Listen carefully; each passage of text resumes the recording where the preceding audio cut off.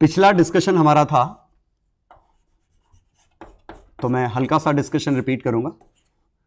इसके z की value R square plus XL minus XC का होल स्क्वायर का अंडर रूट, और इस केस में अगर कैपेसिटेंस ज्यादा है इंडक्टेंस के मुकाबले, then current leads voltage by tan inverse XL minus XC minus XR by R.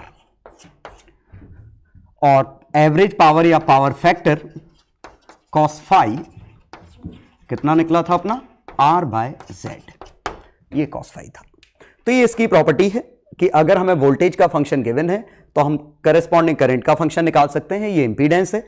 और एवरेज पावर पूछी है तो या तो हम लिखें V RMS I RMS cos phi, और V RMS और I RMS में रिलेशन है V RMS upon Z is equal to I RMS। तो इसी को लिख सकते हैं V RMS into V RMS by Z cos phi, या इसको I RMS लिख दो, I RMS का square into Z cos phi, और Z cos फाई को हम R लिख सकते हैं, और लॉजिकली बिल्कुल सही कि पावर सिर्फ रेजिस्टेंस पे ही डेवलप होगी। ठीक है, तो ये हमारी पिछली क्लास का डिस्कशन था।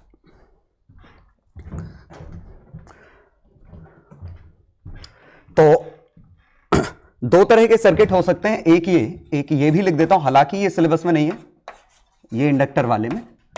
हाँ, तो इसमें हम क्या करेंगे, करंट का फेजर बनाएंगे, वोल्टेज का फेजर, रेजिस्टेंस का ये, इंडक्टेंस का ये, कैपेसिटेंस का ये, और इनका कॉम्बिनेशन वी नेट, ये फाई बनेगा। वी आर है आई आर, ये है आई एक्सएल, ये है आई एक्स सी। अगर पैरेलल सर्किट होता तो पैरेलल में सबका वोल्टेज सेम होता, करंट डिफरेंट होता।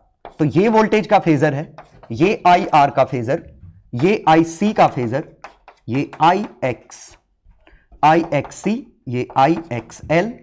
तो रिजल्टेंट आ गया वोल्टेज, यहां से कंपेयर कर सकते हैं। तो नेट करंट आ गया I times XC minus XL whole square, sorry उल्टा लिख दिया मैंने, सॉरी। V है V बाय आर, ये आई आर है, आई सी ये है I C V by X C, I R V by X, sorry I L V by X L. तो रिजल्टेंट निकालें तो ये बनेगा V बाय आर का whole square plus V by X C minus V by X L whole square under root, ये net current आता। तो simply हम तीनों के करंट के फेजर निकाल के रिजल्टेंट करंट निकाल लेते और इससे आंसर आ जाता। बेसिकली हमें ये वाला पढ़ना है। ठीक है, बस इसमें ये है अगर आता है तो इंडिपेंडेंटली तीनों हम निकाल सकते हैं। तो पहला कॉन्सेप्ट तो ये था हमारा। ठीक है, अगला डिस्कशन रीडिंग्स। तो ये रीडिंग, अगर इस पर रीडिंग V1 है, इस पर रीडिंग V2 है, इस पर रीडिंग V3 है, ये रीडिंग, इसकी रीडिंग V4 है, इसकी रीडिंग V5 है, ये रीडिंग्स है, इसकी रीडिंग A है। ठीक है, तो और ये V है। तो यहां से देखें तो V1 करंट का फेजर ये है, करंट सबका सेम है। V1 कैपेसिटर का फेजर नीचे, V2 इंडक्टर का फेजर ऊपर, V3 रेजिस्टेंस का फेजर ये। तो V नेट हमारा निकालते तो ये बनता V3 square plus V1 minus V2 का होल स्क्वायर का अंडर रूट, ये नेट वोल्टेज आता। क्योंकि ये वोल्टेजेस RMS हैं और RMS वैल्यूज फेजर के थ्रू जुड़ती हैं। सिमिलरली V4 निकालता तो V4 V1 और V2 का कॉम्बिनेशन है, लेकिन V4 निकालने के लिए V1 और V2 डायरेक्ट ऐड नहीं कर सकते, आपको सोचना पड़ेगा कि करंट दोनों में सेम है, V2 ये है, V1 ये है, इन दोनों में करंट सेम है, V1 ऊपर, V1 और V2 ये है। तो V4 की वैल्यू V1 माइनस V2 का मॉड। सिंपली इन दोनों के कॉम्बिनेशन के अक्रॉस ड्रॉप चाहिए, तो V5 इन दो का कॉम्बिनेशन है, ये RMS वैल्यूज हैं, तो फेजर के थ्रू। तो V3 इधर, V2 ऊपर, इनका रिजल्टेंट V5, तो V2 square plus V3 square under root equal to 5। ठीक है, तो ये हमारे पिछली क्लास के डिस्कशंस थे रीडिंग्स के।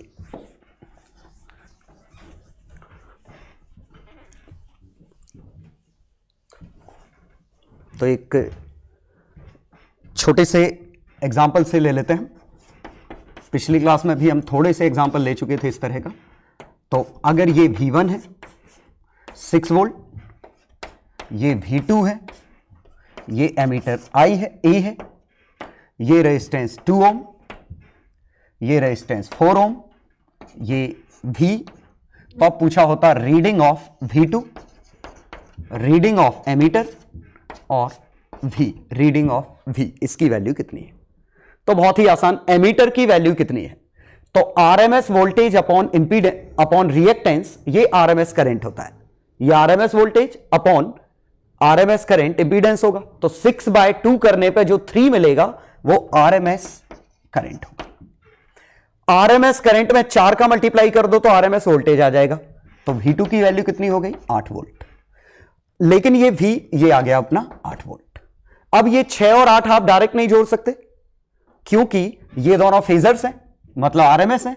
तो करंट सेम है, 8 वोल्ट इस तरफ होगा, 6 वोल्ट नीचे होगा, तो रिजल्टेंट 10 वोल्ट आएगा, 6 और 8 का रिजल्टेंट। और ये एंगल फाई हमें पता है 37 डिग्री। तो reading of volt meter 10 volt. और कौन लीड कर रहा है? Current leads voltage bye 37 degree. ठीक है, पावर फैक्टर पूछा है cos फाई, तो R बाय Z, इससे भी लिख सकते हो। R कितना है? 4।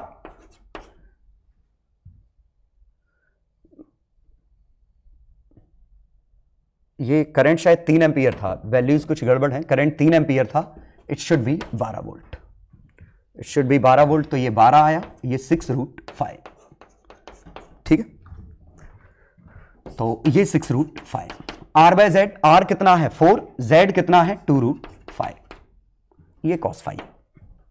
तो एवरेज पावर पूछी होती तो VRMS 6√5, IRMS 3, cos phi 4/2√5, 36 watt. सही किया है तो अपने आप I²R करने पे आएगा। करंट कितना जा रहा है इससे? 3 एम्पियर। तो I²R 9 × 2 18, सॉरी 9 × 4, ये रेजिस्टेंस पे 36 बिल्कुल सही है।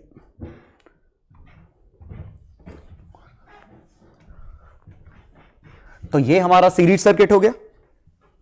पैरेलल सर्किट में स्टैंडर्ड केस ही आएंगे वैसे, फिर भी एक मैं नॉन स्टैंडर्ड वाला ले लेता हूं। ठीक है, यहां से 2 एम्पियर करंट जा रहा है। A1 की रीडिंग 2 एम्पियर, 2 ओम, 3 ओम, 3 ओम, 4 ओम, यहां से 5 एम्पियर मान लेते हैं। अब देखते हैं, इसकी रीडिंग 5 एम्पियर है। मुझे यहां करंट निकालना होता, जैसे इसी क्वेश्चन में हमसे कहा होता कि A2 की रीडिंग बताओ, A3 की रीडिंग बताओ, A1 तो है ही, A4 की रीडिंग बताओ और यहां से V की रीडिंग बताओ, ये पूछा होता। ठीक है, ये था। तो सबसे पहले हम क्या देखेंगे? RMS करंट इनटू, ये सिस्टम का करंट है, इनटू रिएक्टेंस या रेजिस्टेंस, ये 10 वोल्ट आएगा। मतलब यहां पे 10 वोल्ट का RMS है। VRMS is equal to IRMS into Z। तो 10 वोल्ट यहां है, लेकिन 10 वोल्ट ही यहां है, तो यहां पे करंट कितना आएगा? 10/3, 10/3 एम्पियर। तो यहां जो रीडिंग आती, क्योंकि 10 volt by 3, 10/3 ampere, 3 ohm, 2 ohm, 5 ampere. 10 volt ही इस पे है और इसका इंपीडेंस टोटल कितना है? 5। तो 10 वोल्ट बाय 5 कितना आया? 2 एम्पियर। तो यहां से जो एमीटर आता वो 2 एम्पियर रीड करता। लेकिन हमें ड्रॉप इस पे निकालना है। करंट 2 एम्पियर है, रिएक्टेंस 4 ओम है, तो ये 8 वोल्ट रीड करेगा। अब बात उठी ये A4 की।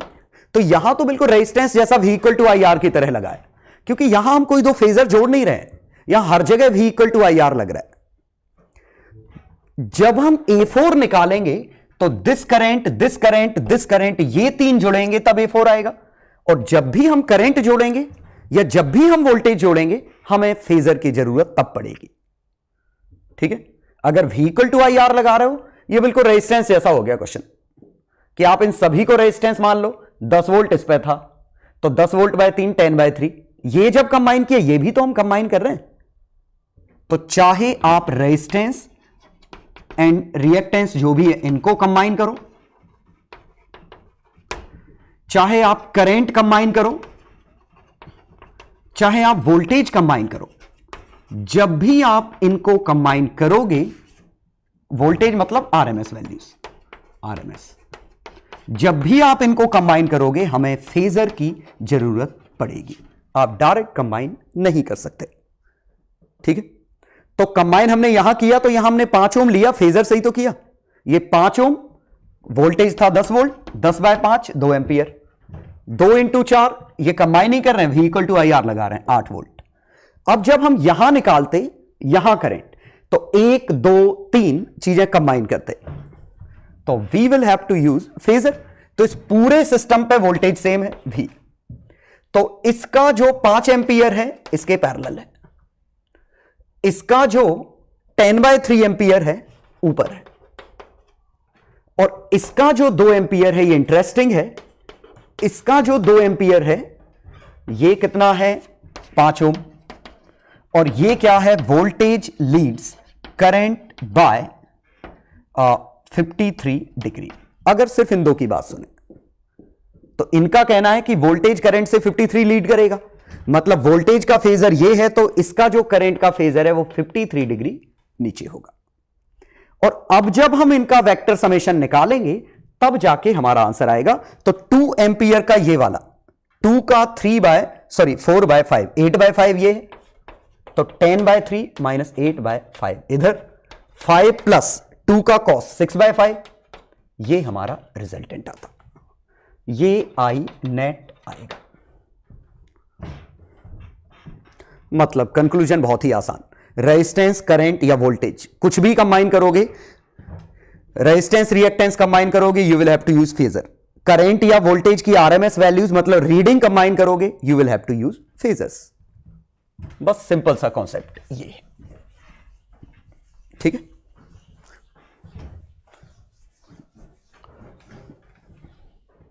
चलो ये 3 क्वेश्चन करते हैं।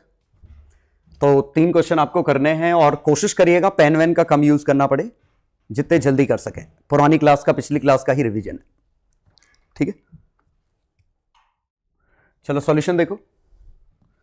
सॉल्यूशन में ये 6 एंपियर ये 2, तो यहां 12 वोल्ट का आरएमएस ड्रॉप है, 12/4 3 एंपियर का आरएमएस, तो A2 की वैल्यू 3 एंपियर।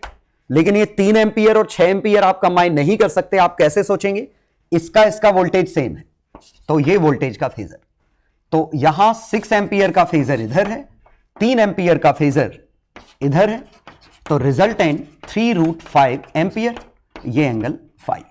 तो पावर फैक्टर cos 5 से निकल आएगा।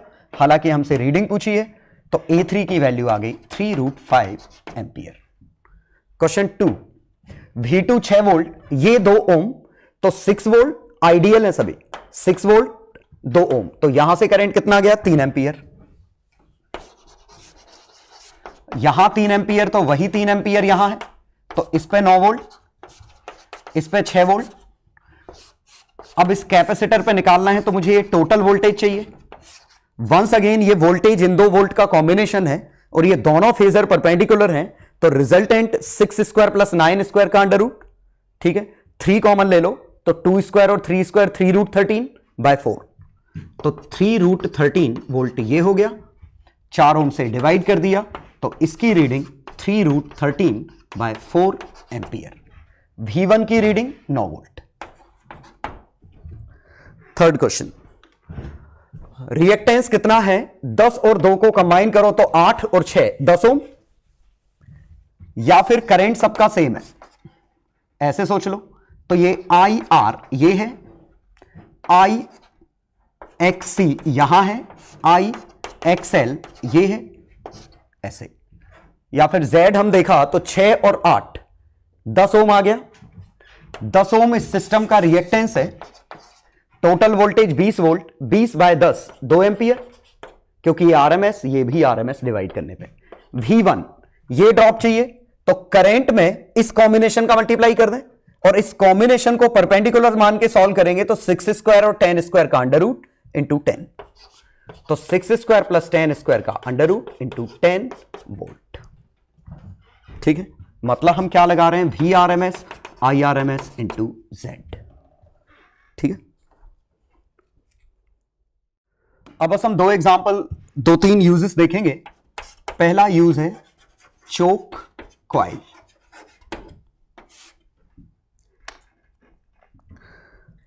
हाँ, ये चोक कॉइल कॉन्सेप्ट हम 2-3 यूज देखेंगे एसी के।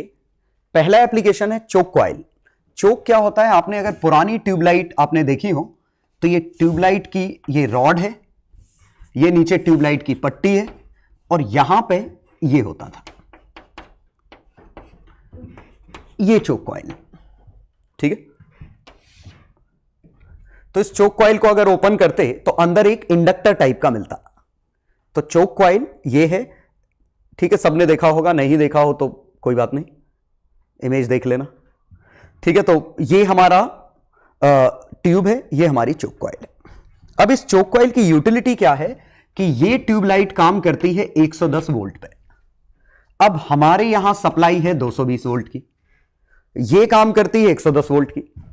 तो अब हमें बचा हुआ 110 वोल्ट, ये अगर चोक कॉइल नहीं लगाई होती तब की बात चल रही कि डायरेक्ट ये ट्यूब अगर आप काम करते तो 110 वोल्ट पे काम करती, लेकिन आपने अगर 220 वोल्ट पे लगा दिया तो ये ट्यूब फूक जाएगी, खराब हो जाएगी। तो आपको बचा हुआ वोल्टेज कहीं और ड्रॉप करना है। तो एक तो तरीका हमारे पास ये था कि बिना चोक के हम 2 ट्यूबलाइट लगा दें। सोचो, 2 आइडेंटिकल ट्यूबलाइट आप यूज कर लो, ये 220 वोल्ट है, बिकॉज ऑफ सिमेट्री आधा आधा वोल्ट दोनों पे आ जाएगा। लेकिन जरूरी थोड़ी हमें हमेशा 2 ट्यूबलाइट चलानी ही पड़े। अब इसमें एक खराब हो गई तो दोनों खराब हो गई, वो तो सर्किट तो ब्रेक हो गया। तो हाँ, और वजह यह है कि मैन्युफैक्चरिंग इनकी बाहर हुई जहां स्टैंडर्ड 110 वोल्ट है। अब हमें अपने यहां यूज करना है 220 वोल्ट पे। तो या तो आप स्टेप डाउन ट्रांसफार्मर लगाओ, या आप ट्रांसफार्मर की जगह मैं ट्यूबलाइट को बल्ब से रिप्लेस कर दूं कि जो बल्ब 110 वोल्ट पे काम करता है। ठीक है, इसका कुछ रेजिस्टेंस R है, तो एक तरीका यह था कि आप एक और रेजिस्टेंस R ले लो, अब 220 वोल्ट लगाओ। तो सोचिए 110 वोल्ट इस पे ड्रॉप आएगा, 110 वोल्ट इस पे ड्रॉप आएगा। लेकिन ऐसा करने में दिक्कत यह है कि जबरदस्ती की हीट यहां लॉस हो रही है। कुछ ऐसी जुगाड़ कि ड्रॉप भी आ जाए और एनर्जी भी लॉस ना हो, मतलब वो करंट को रोक भी दे, करंट को आधा भी कर दे और एनर्जी भी लॉस ना हो। ये जुगाड़ मेरे ख्याल से आपको हिंट लग गई होगी कि जुगाड़ क्या है। अगर मैं इंडक्टर यूज कर दूं, अगर मैं इंडक्टर यूज कर दूं तो इस पे 110 वोल्ट का ड्रॉप है, ये 220 वोल्ट है। अगर मैं सीरीज में इंडक्टर यूज कर दूं यहां पे, तो ये बचा हुआ ड्रॉप ये ले सकता है, और याद करिए इंडक्टर पे तो एनर्जी लॉस होगी नहीं, तो बचा हुआ ड्रॉप वो ले लेगा। तो ये 220 वोल्ट है, ये 110 वोल्ट है, ऑब्वियसली बल्ब एक रेजिस्टेंस है। बचा हुआ 110 वोल्ट नहीं, बचा हुआ 110 √3 वोल्ट इस पे आना चाहिए। ये 110 √3 समझ में आया? पहले रेजिस्टेंस RR थे तो दोनों के फेजर सेम थे, तो 110 इधर है, 110 इधर है, कंबाइन करने पे 220 आएगा।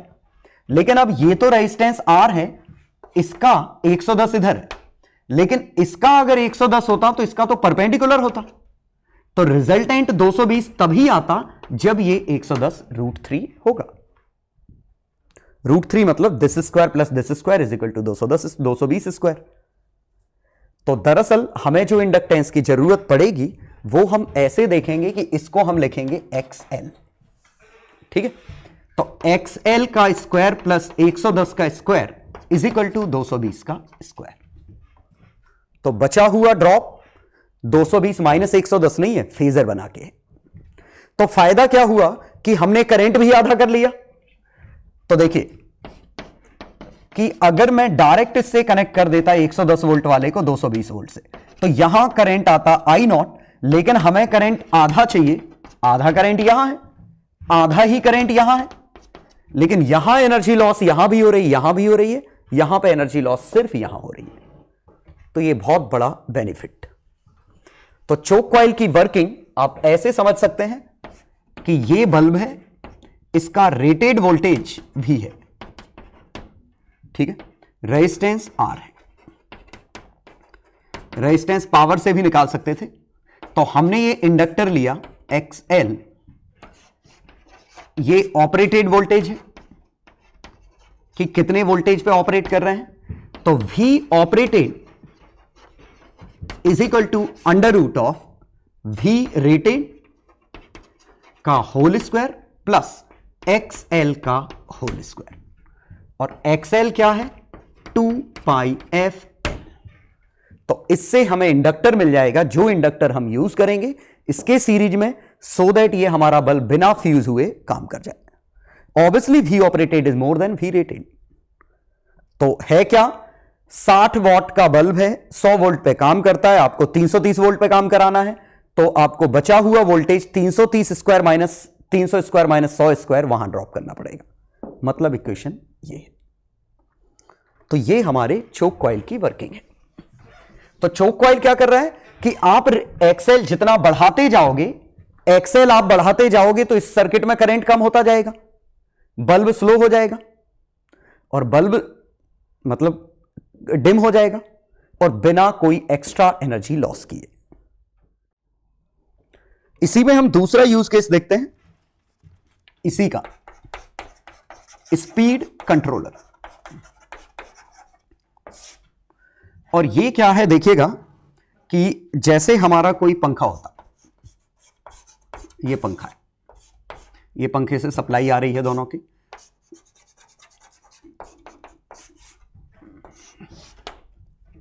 ठीक है, ये हमारा डीसी इनपुट है।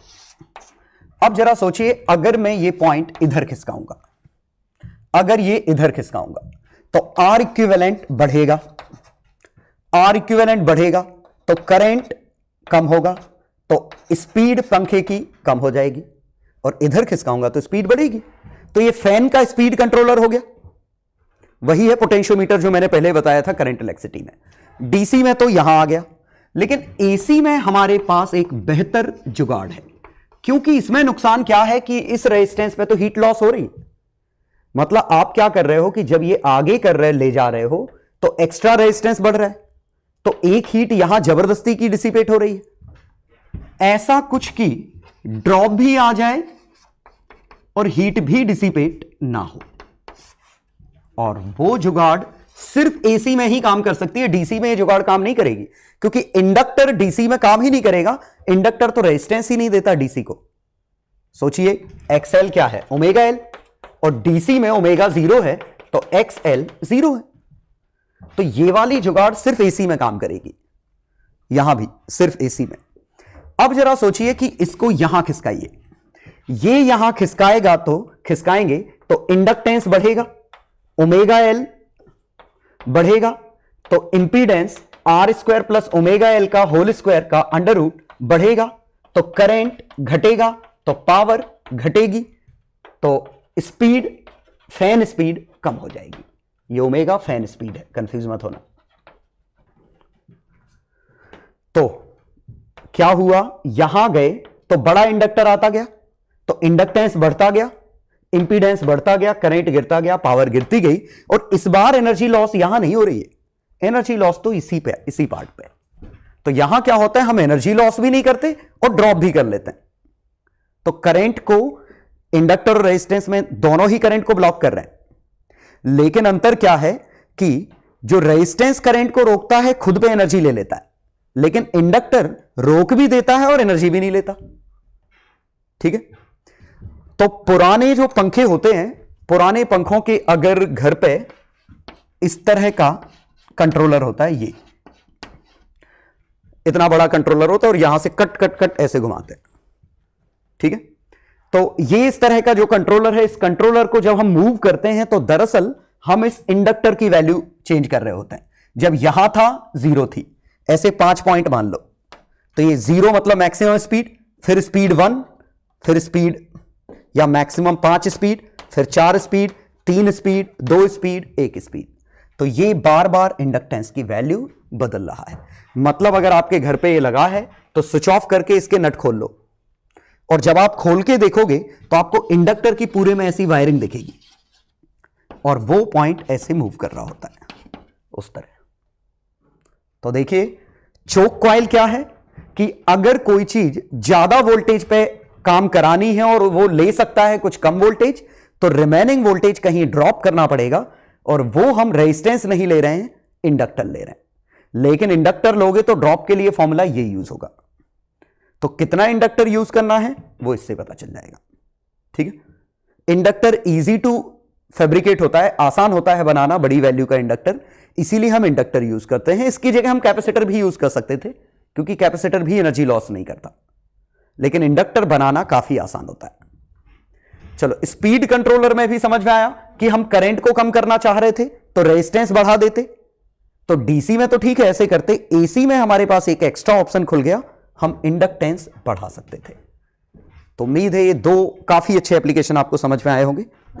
ठीक है, तो 2-3 क्वेश्चन मैं दे रहा हूं, फिर उसके बाद आगे बढ़ते हैं।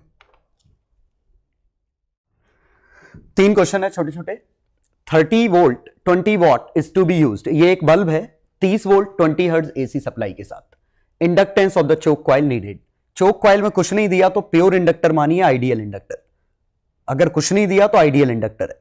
ठीक है, क्वेश्चन 2 में current through a choke coil when applied across 12 volt DC is 4 ampere. 12 volt DC पे 4 एम्पियर है, 12 वोल्ट एसी पे 3 एम्पियर हो गया करंट। तो find inductance and internal resistance of the coil. इस बार कॉइल का कुछ ना कुछ इंटरनल रेजिस्टेंस होगा। ठीक है, क्वेश्चन 3, एक रेजिस्टेंस आर है, एक इंडक्टेंस है जिसका इंटरनल रेजिस्टेंस आर है, इसका इंटरनल रेजिस्टेंस आर है, एल है आर अपॉन पाई एफ, इसका एल भी है self inductance R by pi F, frequency F है। तो पहले ये पॉइंट ए पे था, ए मतलब इसका मिड पॉइंट। अब ये हमने पॉइंट बी पे खिसका दिया, तो अब आपको बताना है कि ratio of current when jockey is at A.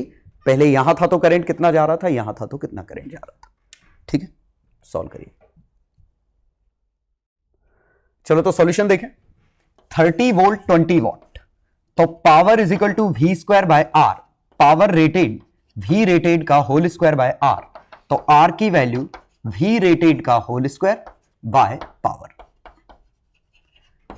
We rated कितना है 30 वोल्ट, पावर कितनी है 20, तो ये कितना बचा 900 बाय 20 45 ओम। तो इसका रेजिस्टेंस बल्ब का आ गया 45 ओम। ठीक है, वी स्क्वायर बाय पी,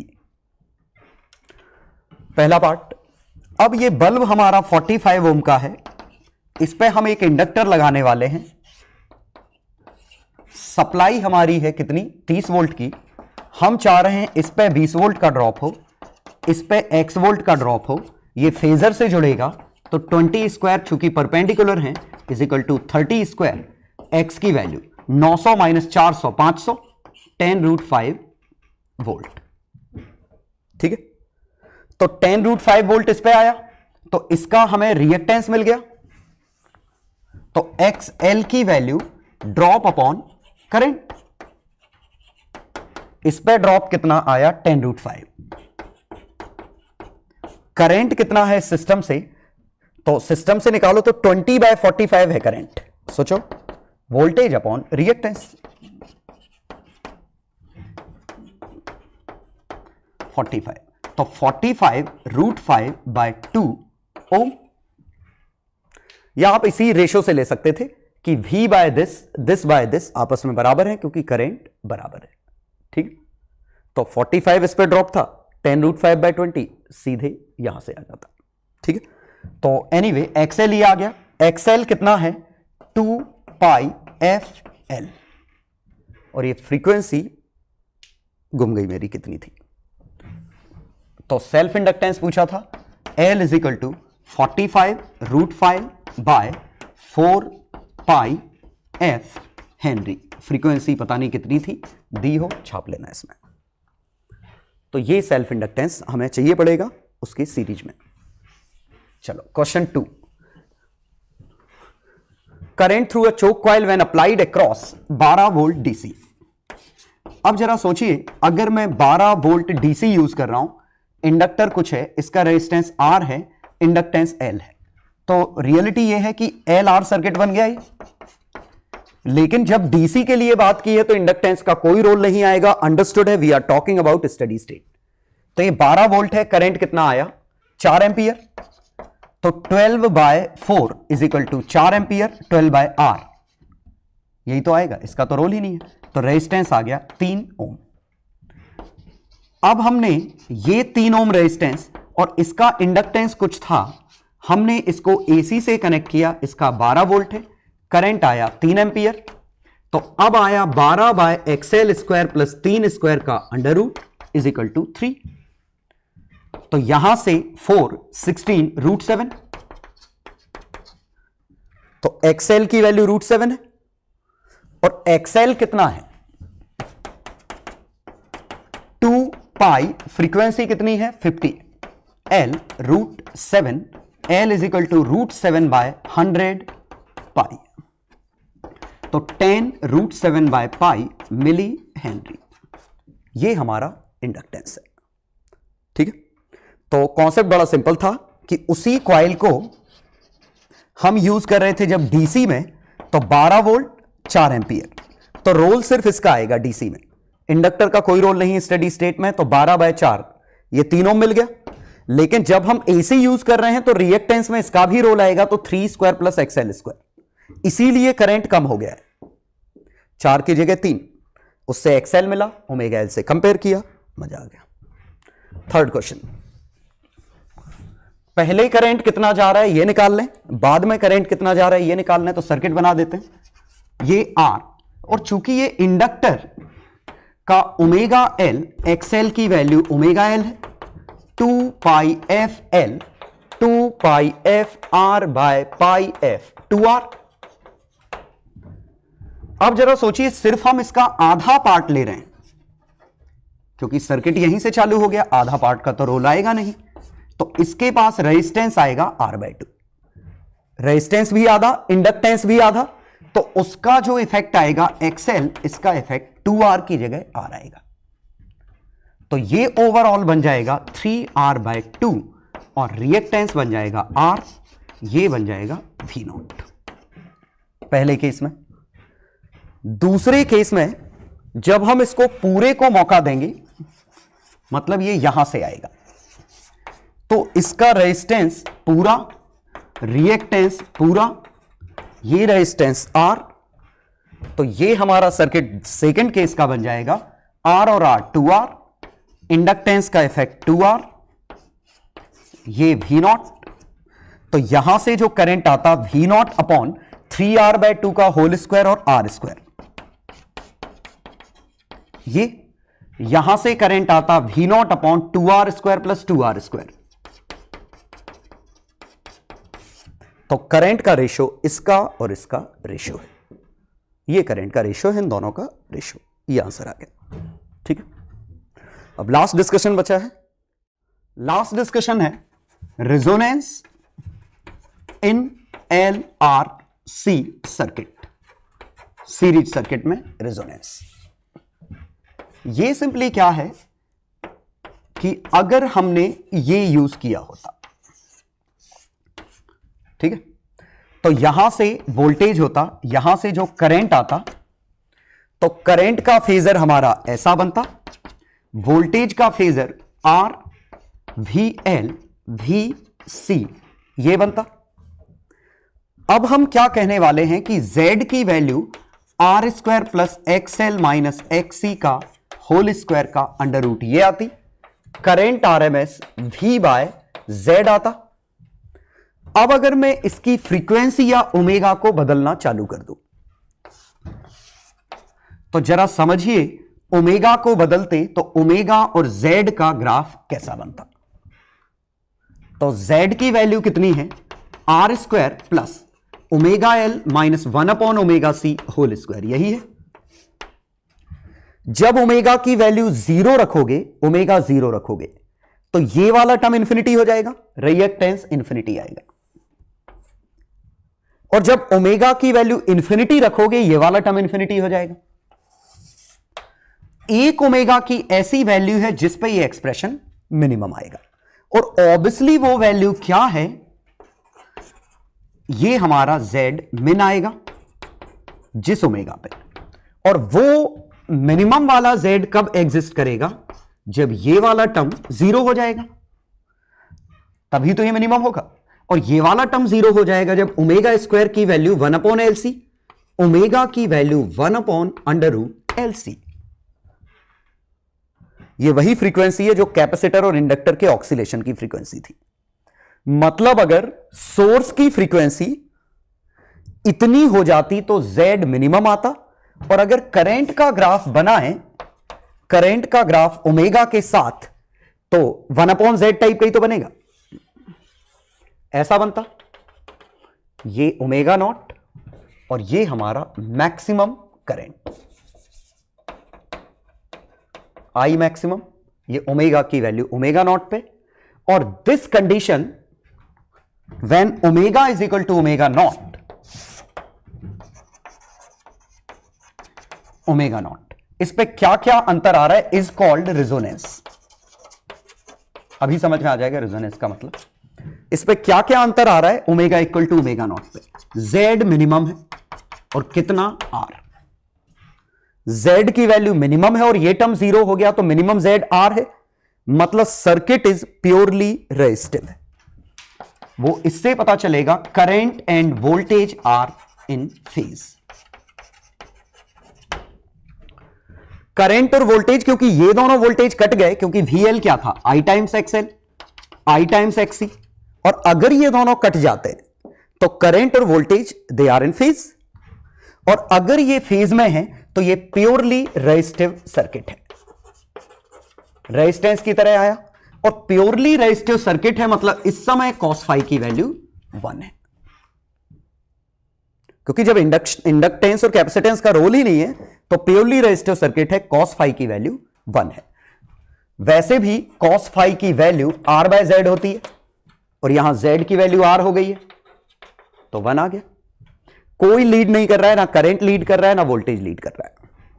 और रेजोनेंस की कंडीशन यही है जब करंट और वोल्टेज सिंक्रोनाइज होकर एक साथ ऑक्सीलेट कर रहे हैं, मतलब फेज में है, मतलब जब वोल्टेज मैक्सिमम तभी करंट मैक्सिमम। तो वोल्टेज का अगर ये ग्राफ है तो करंट का भी ग्राफ ऐसे ही है। तो जब वोल्टेज मैक्सिमम तभी करंट मैक्सिमम। तो करंट और वोल्टेज सिंक्रोनाइज करने लग जाएं, एक दूसरे का साथ रेजोनेट करने लग जाएं, मतलब एक साथ मैक्सिमा अटेन करें, मतलब एक सी फ्रीक्वेंसी हो जाए और एक सा फेज हो जाए।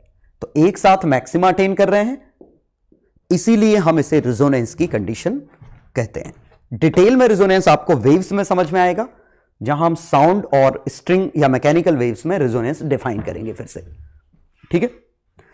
और फिलहाल ये समझिए resonance frequency is same as natural frequency of LC oscillation.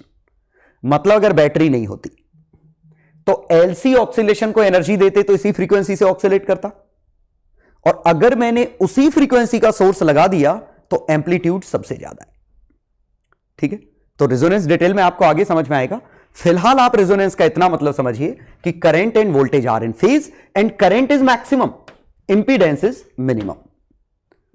और ये बहुत ही बड़ी जुगाड़ की तरह हमारे लिए काम करने वाला है, ये सिंपल सा कॉन्सेप्ट, ठीक है। हाँ, इसके पहले एक और बात समझ सकते हैं। ओमेगा अगर ओमेगा नॉट से बड़ा है, ओमेगा अगर ओमेगा नॉट कौन सा है, रेजोनेंस फ्रीक्वेंसी, तो अगर ओमेगा की वैल्यू ओमेगा नॉट से बड़ी हो गई तो एक्सएल की वैल्यू एक्सआर से बड़ी हो गई, इंडक्टिव हो जाएगा सर्किट। सोचो, ओमेगा नॉट पे दोनों कट गए हैं, ओमेगा बढ़ाने पे एक्सएल और बढ़ गया, सर्किट इंडक्टिव, मतलब वोल्टेज लीड करेगा। लेकिन अगर ओमेगा ओमेगा नॉट से छोटा हो गया तो XL is less than XR, लिख रहा हूं मैं, एक्ससी है, तो एक्ससी बड़ा है मतलब कैपेसिटिव। मतलब करंट लीड करेगा। और जब बराबर हो गए तो ना कैपेसिटिव है ना इंडक्टिव है, दोनों फेज में आ गए। ठीक है, पूरा छाप लो, ये स्कूल में भी काम आएगा। ठीक है, एज इट इज ये फेजर्स कि फेजर्स में क्या हुआ, ये दोनों कट गए थे। ठीक है, ये करंट और वोल्टेज के ग्राफ ऐसे बनेंगे एट रेजोनेंस, ये वाला पॉइंट यहां छाप लो फोर्थ में।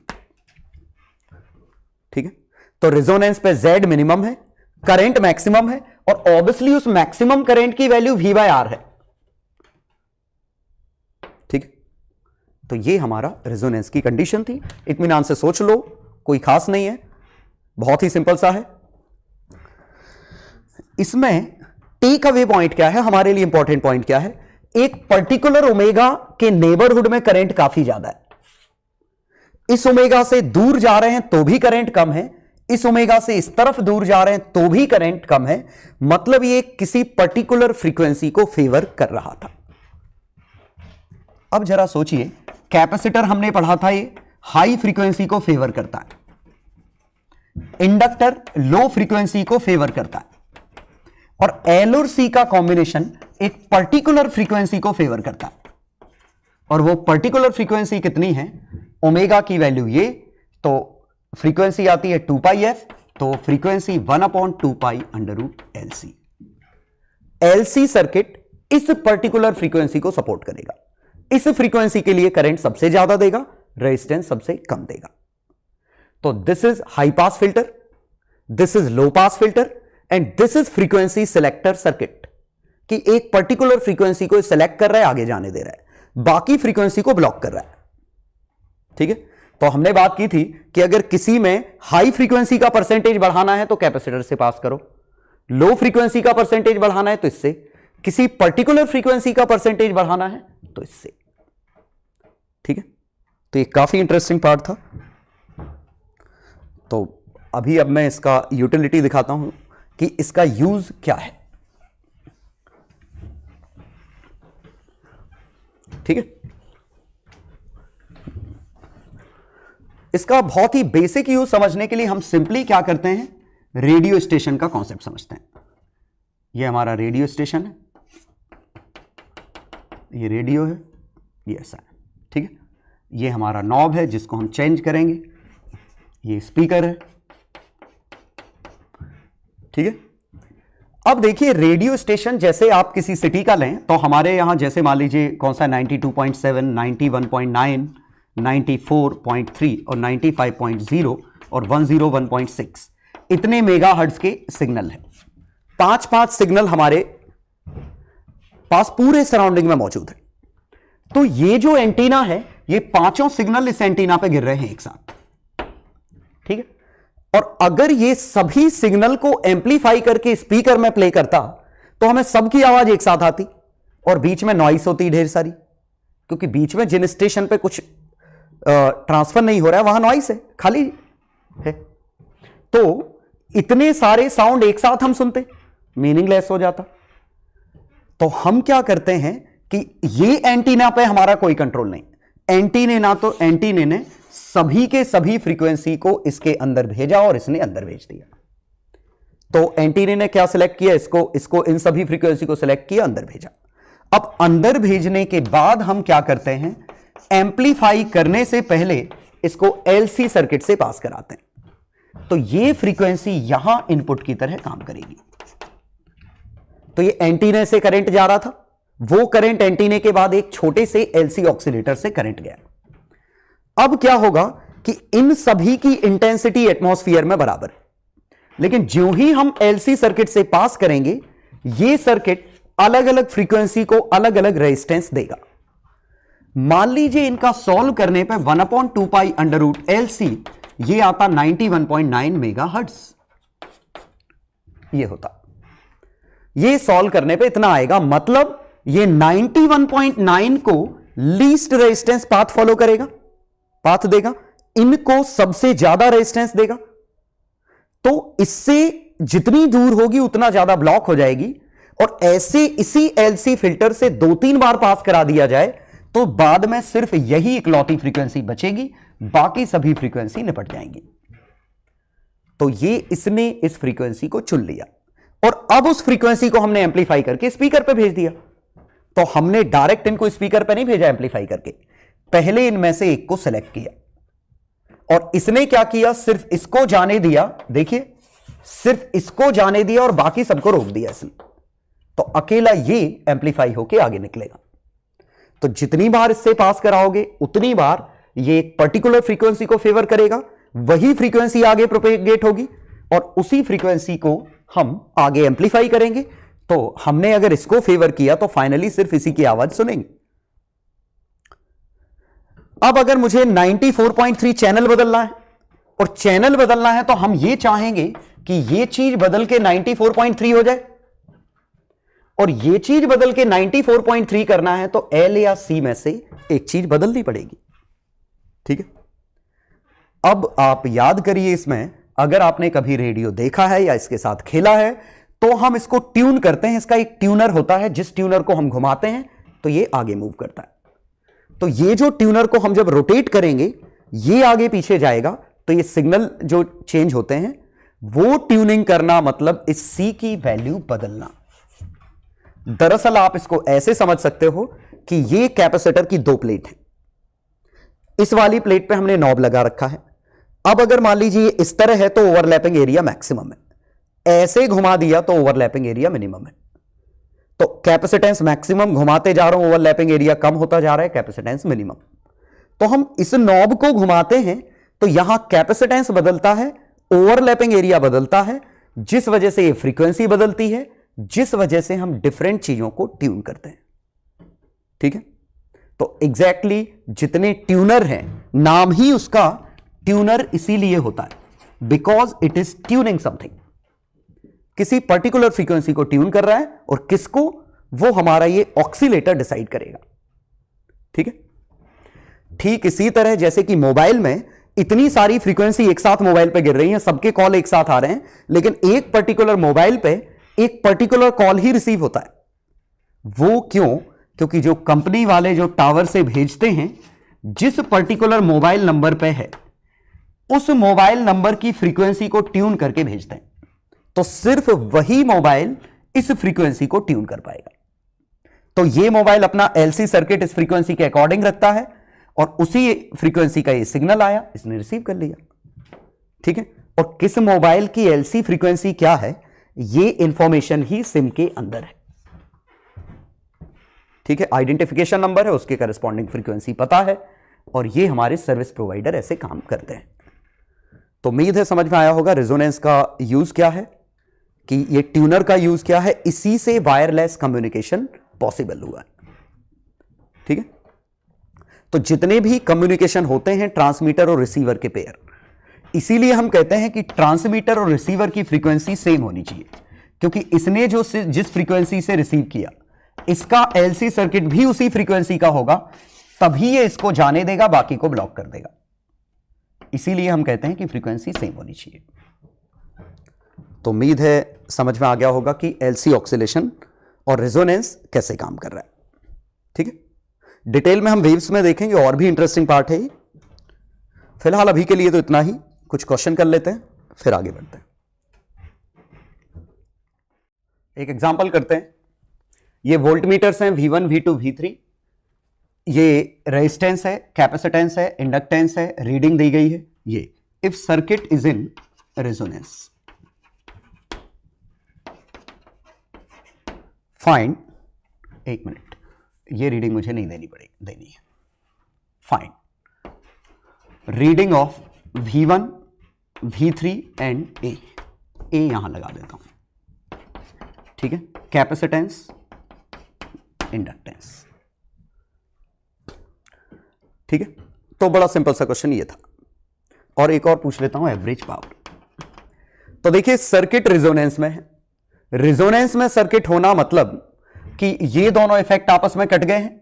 मतलब ये अगर करंट का फेजर है, ये VR, ये VL, ये VC, रेजोनेंस मतलब VL और VC आपस में कैंसिल आउट हो गए। तो कैंसिल आउट हो गए तो कंफर्म ये पता चल गया कि यहां पे ये रीडिंग 6 वोल्ट है, तभी तो दोनों कटेंगे।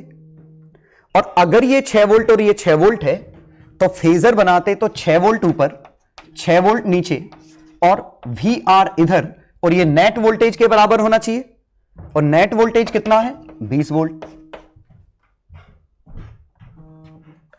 तो नेट वोल्टेज हमारा 20 वोल्ट है, तो 20 वोल्ट के बराबर होना चाहिए। तो सिंपल सी बात है, ये वाला 20 वोल्ट है, क्योंकि ये दोनों कट गए तो ये 20 वोल्ट और ये 20 वोल्ट बराबर निकलेगा। तो करंट कितना आया, ठीक है, करंट आया V/R² plus XL minus XC का होल स्क्वायर का अंडर रूट। लेकिन क्वेश्चन में कहा है ये टर्म तो जीरो है, तो करंट आएगा V/R। वोल्टेज कितना है इसका 20/5 या 20/5, क्योंकि ये रिएक्टेंस तो कट ही गया। Z की वैल्यू अभी भी 5 ओम है, V नेट 20 वोल्ट है, तो करंट की वैल्यू 4 एंपियर। तो RMS करंट यहां से आ गया 4 एंपियर। और कुछ निकालना है,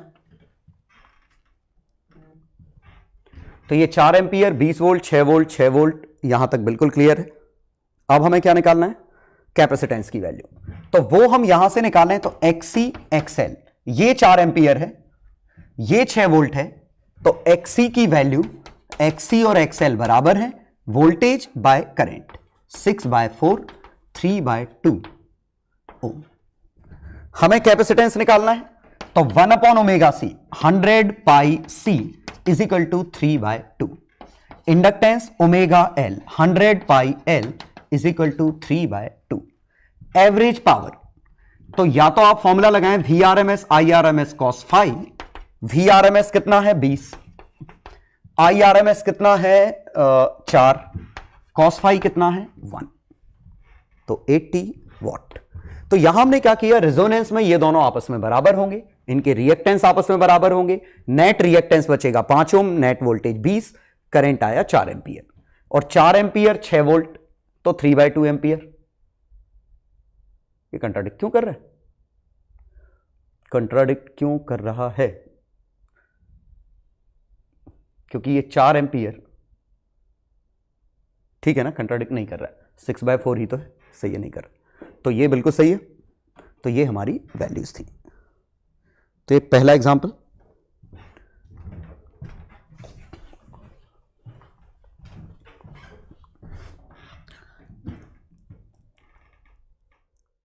चलो ये लास्ट सेट ऑफ क्वेश्चंस है, 3 क्वेश्चन है। इंडक्टर, कैपेसिटर, रेजिस्टर तीनों दिए हैं, तीनों के क्रॉस ड्रॉप दिए। वैसे तीनों डीसीटी के क्वेश्चन है। डीसीटी 4 का 29 से 31 ये कॉम्प्रिहेंशन है, डीसीटी 4 का 32 से 34 का कॉम्प्रिहेंशन, और डीसीटी 4 कई 26, 27, 28 ये क्वेश्चन करने हैं, ठीक है। डीसीटी आपके पास है, उसी वैसे करने हैं, ठीक है। तो ट्राई करो, मैं कंफर्म कर लूं मैंने कुछ गड़बड़ तो नहीं किया। हाँ, मिसलिनियस के पहले जो डीसीटी है वही डीसीटी, ठीक है। चलो पहले का सॉल्यूशन देखें, तो 100 वोल्ट, 80 वोल्ट, 160 वोल्ट, तो फेजर बनता, तो 10 एंपियर का करंट का फेजर ये होता। यहां रेजोनेंस में नहीं है, अदरवाइज ये कट जाते। तो यहां 160 वोल्ट का तो इधर आएगा रेजिस्टेंस का, इंडक्टेंस का 100। ये मुझे कंफर्म करना पड़ेगा कि वैल्यू मैंने सही ली है कि नहीं ली, मुझे डाउट हो रहा है इस पर। कौन सा क्वेश्चन है, 31। V1 V2 V3 100 80 160 है, तो यही ठीक है। तो कैपेसिटर के अक्रॉस 80 वोल्ट, इंडक्टर के अक्रॉस 100 वोल्ट, तो टोटल वोल्टेज इनका रिजल्टेंट 20 वोल्ट, इसका 160, रिजल्टेंट अंडर रूट करके आ जाता, ठीक है। अब हमें क्या निकालना है, फाइंड CRL। तो यहां से XC 80/10 8 ओम, XL 100/10 ओम, रेजिस्टेंस R 160/this 16 ओम, और यहां से कैपेसिटेंस तो 1/2 पाई इंटू दिस, तो 100 pi C is equal to 8, तो capacitance 1/100 pi 800 pi farad. Inductance omega L 100 pi F 100 pi L is equal to this, तो 1/10 पाई हेनरी। चलो रेजिस्टेंस तो हमें पता है कितना आया 16 ओम। चलो अब वोल्टेज एट एनी टाइम ये दे रखा है, तो अब हमें सब चीजें वैल्यू मिल चुकी हैं। तो रेजिस्टेंस कितना था हमारा 16 ओम, ये कैपेसिटेंस कितना था 8 ओम, इंडक्टेंस कितना था 10 ओम। तो Z की वैल्यू कितनी आएगी 16 स्क्वायर प्लस 10 माइनस 8, 2 का स्क्वायर, 2 स्क्वायर कॉमन ले लो, 2 स्क्वायर तो 64 65 ओम। अब वोल्टेज दे रखा है तो करंट की वैल्यू, तो करंट का फंक्शन आएगा VRMS upon this 20√135 upon 2√65 sine 100 pi T. और कैपेसिटेंस कम है, इंडक्टेंस ज्यादा है, मतलब करंट लैग करेगा। -10 इनवर्स, इन दोनों का डिफरेंस 2/16 1/8। तो IRMS इसका भी upon √2 10 ampere. Current leads voltage, हमारा तो उल्टा आ रहा है, बाय, तो लैग्स बिहाइंड आएगा, करंट लैग्स बिहाइंड वोल्टेज। ये यही पूछा था, कौन सा क्वेश्चन है 32। ओके लैग्स है, तो लीड्स तो गलत हो गया, lags voltage by 10 inverse 1/8। Lags average power, तो एवरेज पावर शायद इसी सर्किट के लिए पूछी है। तो VRMS कितना है 20√130 बाय √2। IRMS 10 cos phi 10 थीटा 1/8 है, तो cos थीटा 8/√65 है। अच्छी बात है, √65 तो कट गया, 200 और 8 1600 what.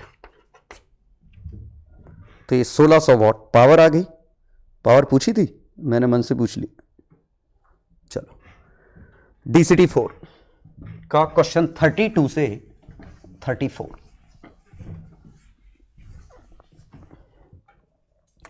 LCR circuit, resistance 120 Om, resonance frequency दे रखी है, मतलब कैपेसिटर और इंडक्टर का आपस का ड्रॉप कट गया होगा, रेजोनेंस की बात चल रही है। Omega 4 into 10⁵ hertz, sorry radian पर second. At resonance drop across R and L are 60, तो इस पे 60 वोल्ट है, इस पे 40 वोल्ट है, तो गारंटीड इस पे भी 40 है, तभी तो रेजोनेंस है। रेजिस्टेंस 120 ओम है, 60 वोल्ट पे 120, तो करंट यहां से आ गया 1/2 एंपियर, और 1/2 एंपियर तो ये आ गया 80 ओम, ये आ गया 80 ओम। ठीक है, तो L आ गया हमारा omega L, omega L is equal to 80, 4 into 10⁵ L is equal to 80। एक आंसर, एक 1/ओमेगा C is equal to 80, 1/4 into 10⁵ into C is equal to 80। Capacitance निकाल लो। At what omega current leads voltage by π/4। ये interesting question है। अब देखिए, current अगर वोल्टेज से लीड कर रहा है, करंट लीड्स वोल्टेज, ऐसा तभी हो सकता है जब सर्किट हमारा कैपेसिटिव हो, और सर्किट कैपेसिटिव हो, इस समय ये दोनों बराबर हैं, कैपेसिटेंस का इफेक्ट बढ़ाना है तो ओमेगा गिराना पड़ेगा, छोटे ओमेगा पे आएगा, तो ये बनेगा XC minus XL by R 10 inverse equal to π/4। ये बनता, ठीक है। तो यहां XC minus XL is equal to resistance R आता। XC की value omega C omega L ऐसे कर सकते हैं। ओमेगा की वैल्यू कैपेसिटेंस हम निकाल चुके हैं, छापते क्वाड्रेटिक बनती, लेकिन हम ऐसा करना पसंद नहीं करेंगे। हम क्या करेंगे, ध्यान दीजिएगा, इसे अगर मैं ओमेगा नॉट ले लूं तो मान लेते हैं वो अल्फा ओमेगा नॉट पे ये कंडीशन आती, या बेहतर है मैं कहूं ओमेगा नॉट बाय अल्फा पे ये कंडीशन आती। तो ओमेगा नॉट पे XL और XC आपस में बराबर हैं 80 ओम है। ओमेगा नॉट बाय अल्फा पे XC की वैल्यू 80 अल्फा होगी और XL की वैल्यू 80 बाय अल्फा होगी। सोचो, ये ओमेगा के प्रोपोर्शनल है, ओमेगा के इनवर्सली प्रोपोर्शनल है, तो यहां मैंने क्या करा ये, तो XC 80 alpha minus 80 by alpha is equal to resistance कितना है 120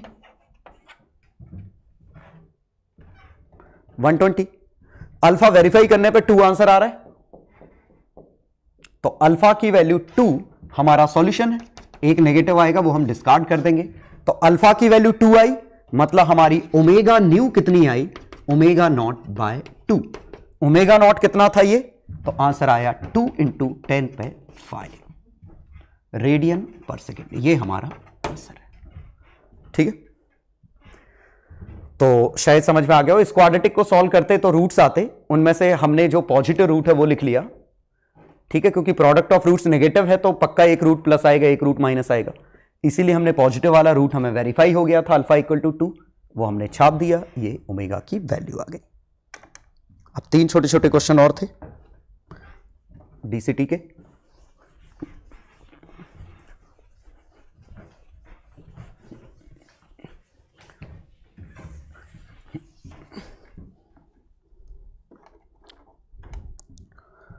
तो 26 27 कौन सा है, और मिटा दिया मैंने, चलो अंदाज वैसे याद है मुझे। 26 an LCR circuit with 100 ohm resistance, AC source 200 volt है, रेजिस्टेंस 100 ओम है, 26 कर रहा हूं है ना, ओमेगा 300 है। When only capacitor is removed, ये LCR circuit is connected to AC source and angular frequency 300 when only capacitor is removed, current lags। तो इंडक्टर ऐसा है और इसमें लिखा है current lags voltage by 60 degree when only inductor is removed, current leads voltage by 60 degree. और original में पूछा था कि ओरिजिनल में क्या आएगा, तो बहुत ही आसान सा क्वेश्चन था। करंट अगर लीड कर रहा है वोल्टेज से, इससे, तो tan inverse XC by R is equal to π/3 XL by R। उल्टा लिखा क्या, करंट लेग्स आना, हाँ सही है, XL, यहां tan inverse XC by R π/3। तो यहां XL की वैल्यू R√3, XC की वैल्यू R√3, रेजिस्टेंस दे रखा है 100, तो 100√3 ओम, 100√3 ओम। और ये बड़ी अच्छी बात है, ये रेजोनेंस की कंडीशन बन गई, क्योंकि यहां इक्विवेलेंट तो ये दोनों कट गए, तो करंट आएगा 1/2 एम्पियर, तो प्योरली रेजिस्टिव है, तो VRMS ऑलरेडी RMS था, IRMS cos phi, ये एवरेज पावर है 100 वॉट। पूछा क्या था,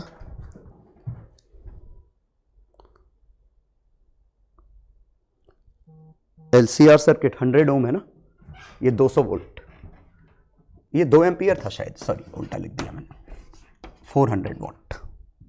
ठीक है, और क्या 2 एम्पियर करंट, ये पूछा था।